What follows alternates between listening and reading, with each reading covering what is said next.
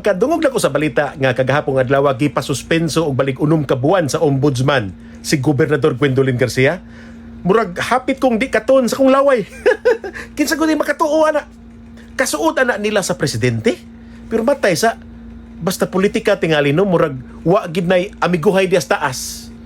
Now gisuspenso si Gwen tungod sa rason nga doon na kuno siya gitagaan og special permit nga makwari na diha ang portion sa sapa sa Mananga.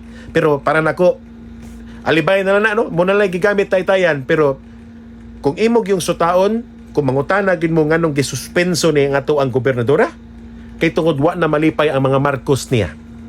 Unsay ako ang kapasikaran ani? Duha ka rason.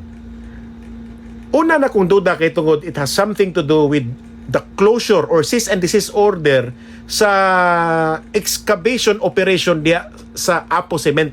Kining Apo Cement dako kay na nga korporasyon. Nya wata kay bawo ug unsa kalawom ang influensyas mga tag-iana all the way ngadto sa Malacañang.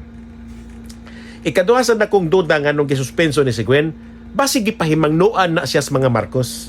Warning shot ba nga Gwen, kung kauban ta nganong imo manggida si Bongo og si Bato de la Rosa, di ba? Nganong dili man ang tibuok slate sa BBM nga mga senatoriables ang imong giendorso, ngano mangyong nagdaka anang duha ka mga taga PDP. So gi-question na tingali ang yang loyalty.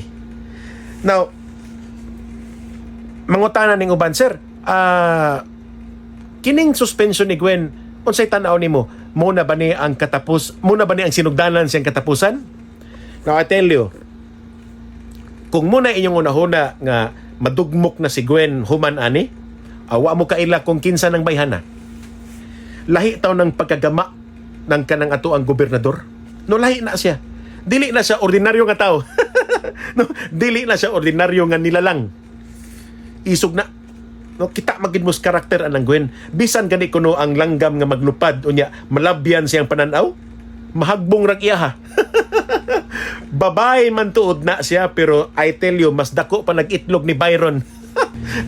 Alang sa wa kay baw, way back in 2012, gisuspenso na sa siya unom ka buwan kaniadto sa panahon ni Noynoy Aquino. Nya wa lagi na siya kabalik sa Kapitolyo. And yet, despite nga gipiit siya sa Malacañang, nidaog gyapon siya sa iyang eleksyon pagka-congressman sa 3rd District. Kana palang daan, pahimangno na no, sa mga kaaway ni Gwen nga ayaw ninyo ismula no, ang abilidad aning gobernadora. Now, when I say mga kaaway, I'm not of course referring to Pamela